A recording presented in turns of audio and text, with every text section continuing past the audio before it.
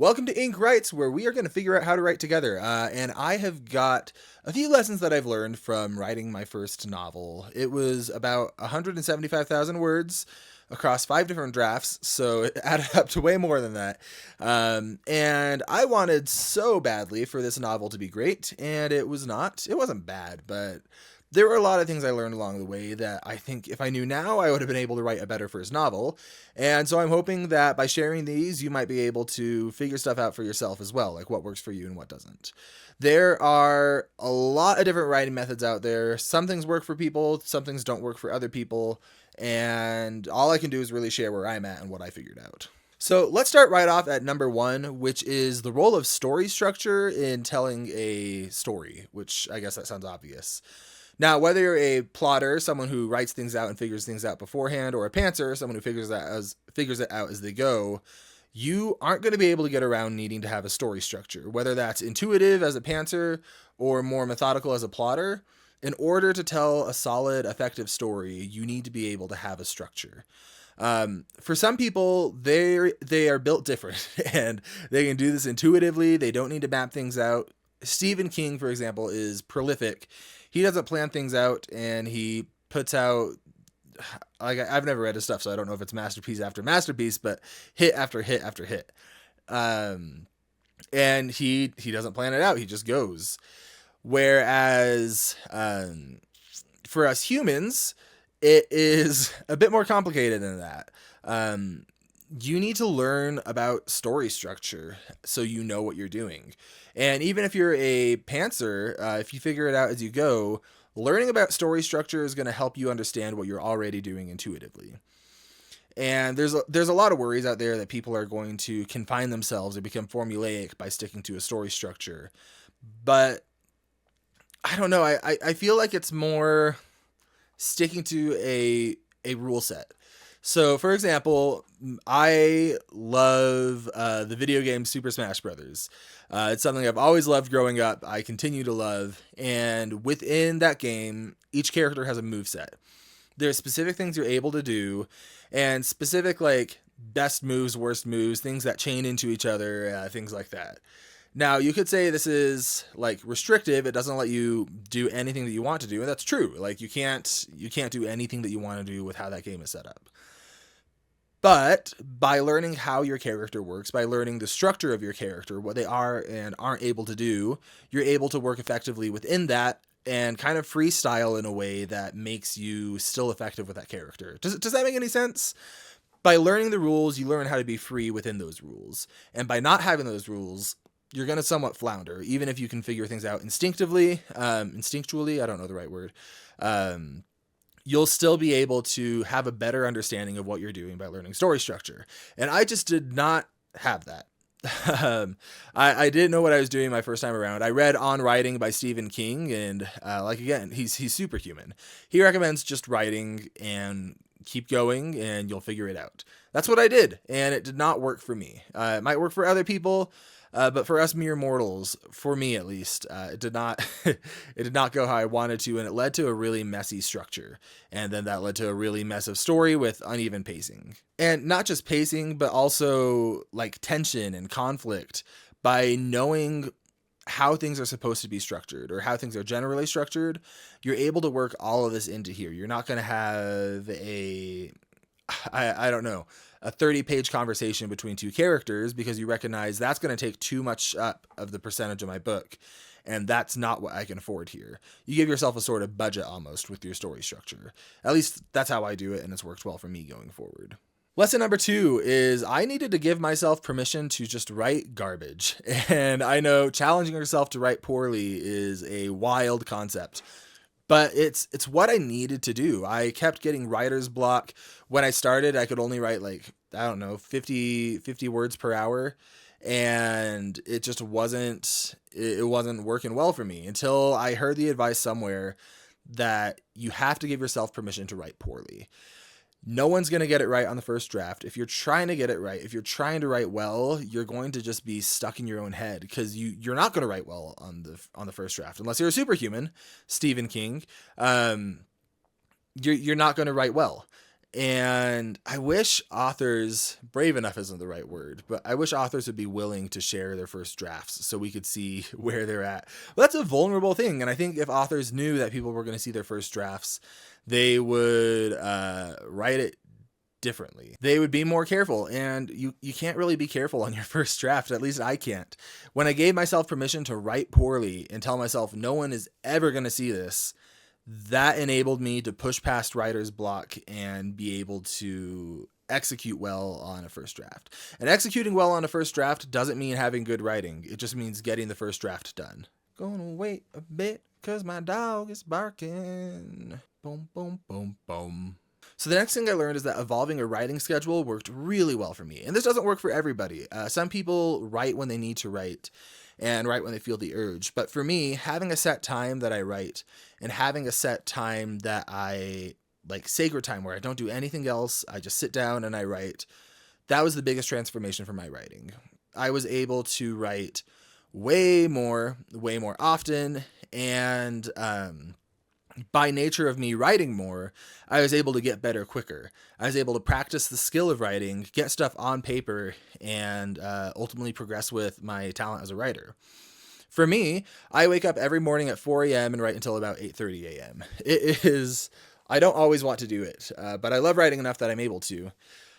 It doesn't have to be anything that drastic. Even just 30 minutes a day, maybe less than that if that's all you can afford, or every other day or something like that. As long as you have carved out time where you're not doing anything else, you're just writing, I'm pretty confident, like, there's no way that goes poorly for you. There's no way that ends in a bad result. There's only good things that come from that, in my opinion. And for me, that was the biggest transformation in my writing, where I went from writing, I don't know, 5,000 words a week maybe, to writing 25,000 words a week.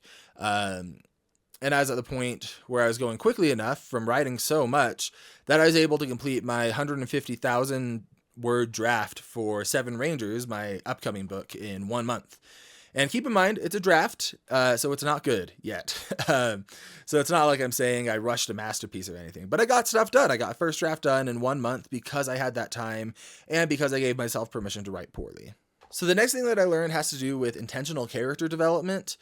I led with my plot to start, which, I mean, works for some people, but for me, the way I write, like, my nature is a much more character-driven writer. I like to delve into the psychology of characters, why they're feeling what they're feeling, and what they're feeling in the first place, what makes them tick. But my issue is, I write like that, but I didn't plan like that. I planned out my entire plot, and then just started writing. And so I introduced characters like Floon and Scanlan, all these characters that aren't going to mean anything to you, that were just, unless you want to read the draft, I'm going to put that in the description. I'm going to be doing that for a little bit, I think, because I'm not doing anything with it. But these characters who were really just blank slates, and even my more developed characters like Erica and Ingrid and Soren, they weren't super deep. And a part of that is because I didn't plan it well, and another part of that is because I didn't introduce them well. Erica is a character who I feel like I probably did the best introduction with. I'm actually going to read it real fast because I'm happy with it. Okay, so to set the scene for Erica's introduction, I'm going to read hers because I feel like it's effective, and then I'm going to read a different character, Ingrid's. Erica, it's during this giant wolf attack on the city. It's climactic, everything's going wrong, and I want you to feel the sense of awe with the character. Like something is, like she's a, not superhero, but someone who's very imposing and able to kind of get stuff done when they need to get stuff done. So the way that she's introduced is this wolf is attacking the city. There's a flash of light. All of a sudden, she's on the snout of this wolf, and she's just stabbing into it, fighting it.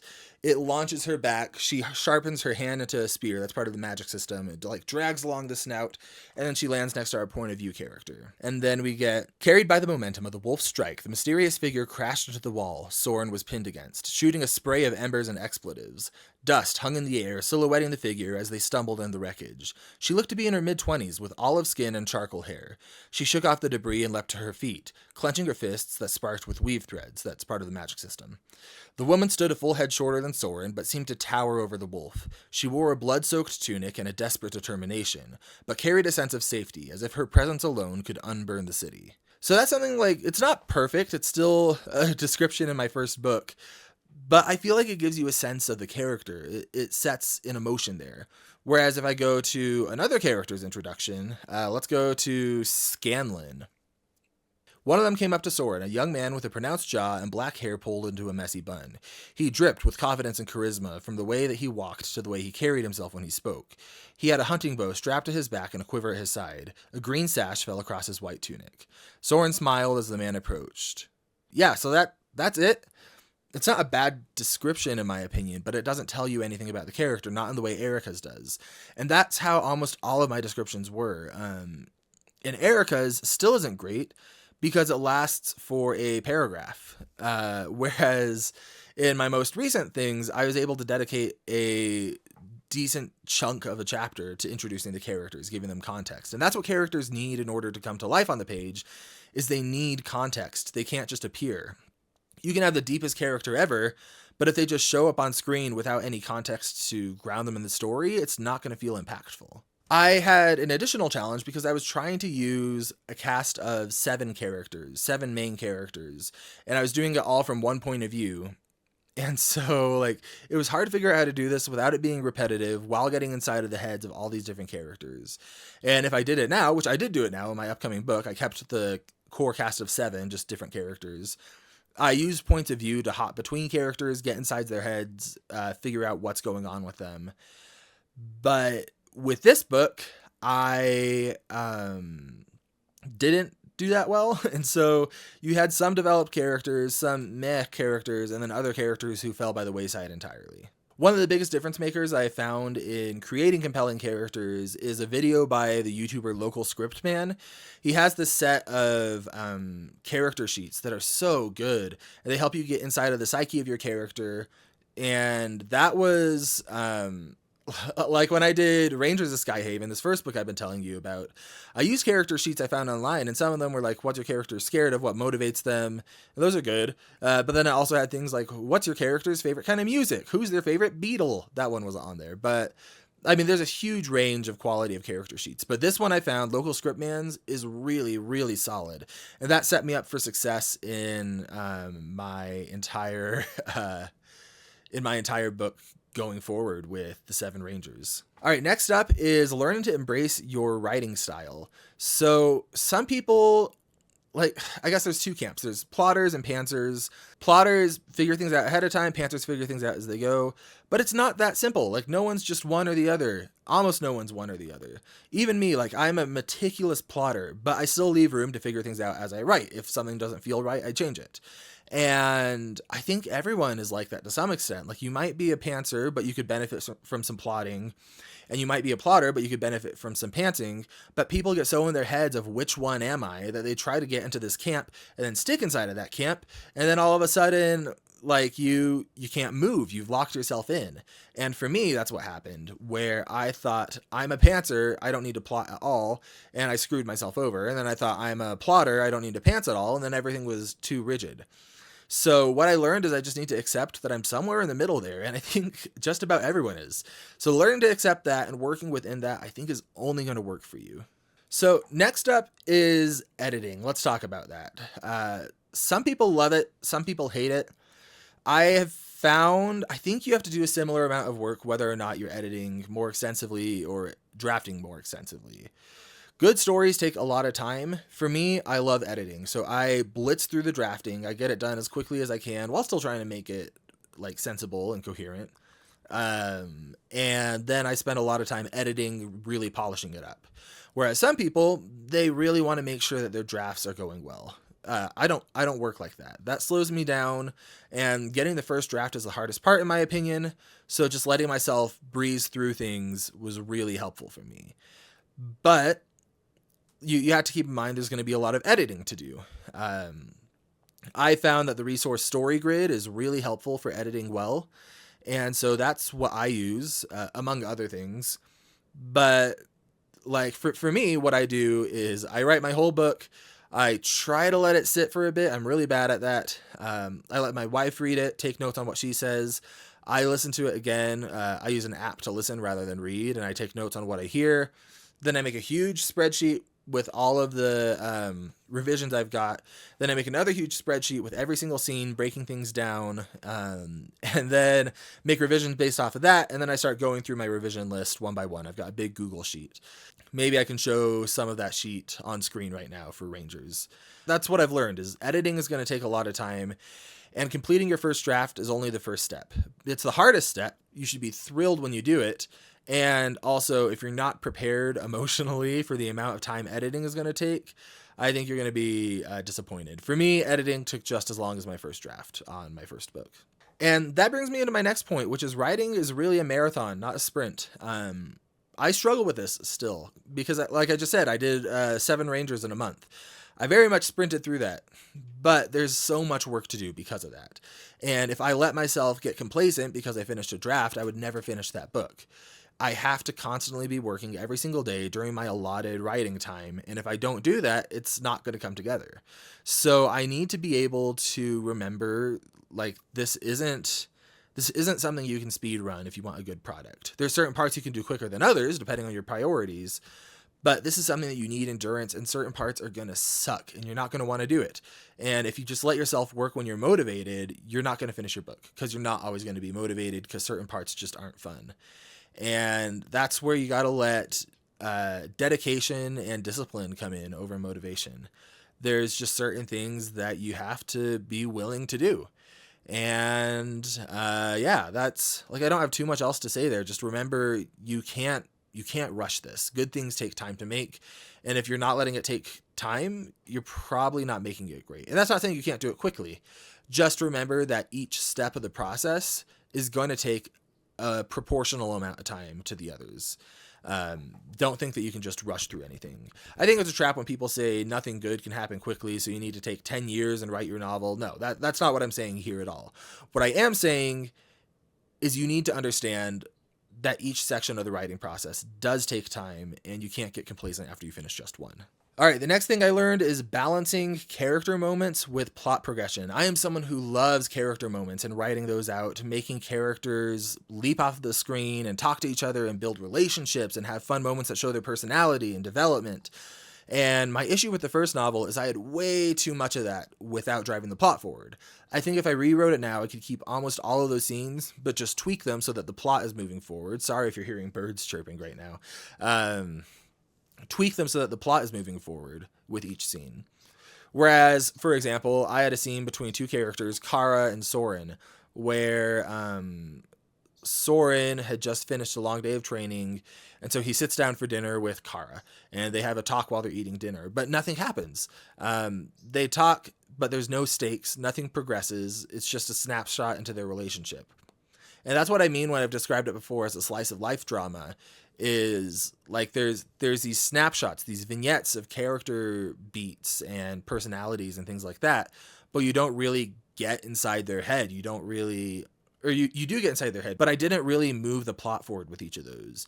Each scene needs to have a purpose to the plot. It doesn't have to be actively moving the main plot forward, but it has to be building the stakes in some way, or at least, I don't know, feeling somewhat connected. If you can just lift it and nothing changes, that's probably a sign that it doesn't need to be there. So tie it in some capacity. Maybe they're going for a walk instead of having dinner, or they're scouting or something like that. Just try to make sure you're intentional about what you're doing and why you're doing it and where it's happening. Similarly, with the romance in that book, I thought, like, I didn't trust my readers, I guess, or something, where I thought I need like 45 scenes between these characters before they can even hold hands. And so, like, there's a real slow burn romance.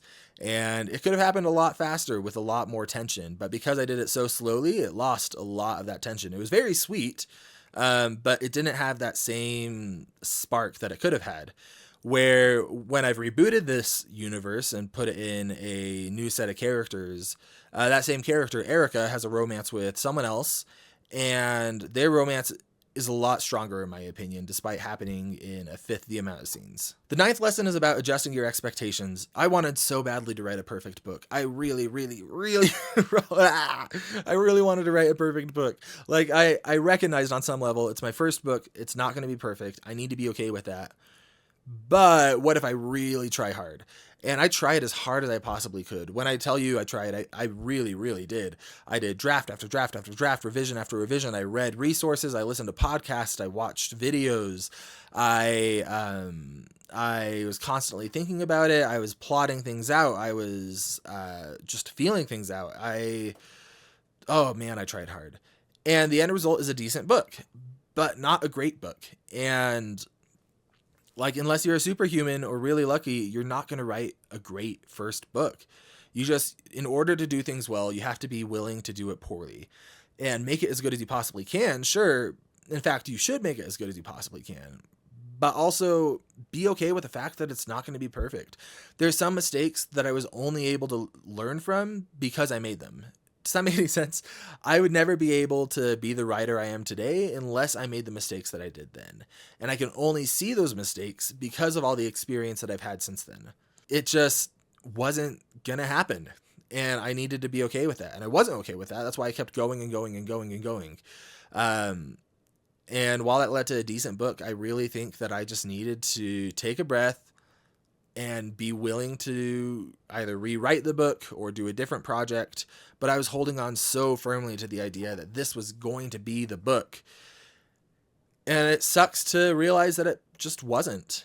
And for some people it might be, but for me it wasn't. And that was a really hard lesson to learn. But yeah, that's something that I still struggle with, is just set your expectations accordingly. And lastly is the value of continued education. So writing isn't something you can just feel out and be great at. You need to learn. You need to learn story structure. You need to learn how to build characters. You need to learn craft details, even little things like whether you use a comma or period at the end of a quotation mark, end of dialogue, things like that. There's just so many resources out there and so many things to learn. Some of my favorite channels are Brandon Sanderson's channel, his writing lectures at BYU. Local Script Man, I really like their stuff. Shaylin Writes is really good, and so is Shaylin's stuff at Reedsy. There's a channel called Writing Theory that I really love. Brandon McNulty has some really good stuff. Hello Future Me. Like, I could keep going. Writing Excuses, that's a podcast, the earlier seasons. And Story Grid. Like, there's so much out there, but you got to discover it and you got to look for it and be hungry for it. And it can be really, really good for you in your writing, but it's important to always be learning. Listen to audiobooks, listen to podcasts, watch videos, read books. And then just remember, it's not something you're going to have learned. Writing is something you need to be learning, and it's something I'm actively learning. All of the stuff that I said today is stuff I'm actively learning, not necessarily things that I've 100% learned. And yeah, that's about it. Those are the lessons that I learned doing my first book. If there's lessons you learned, let me know, because I'm really curious. Everyone's writing journey is so different. I'm curious what kind of things you picked up on in your own mistakes in your own writing that I just wouldn't have. And yeah, until next time, thank you so much for watching, and I will see you in our next video.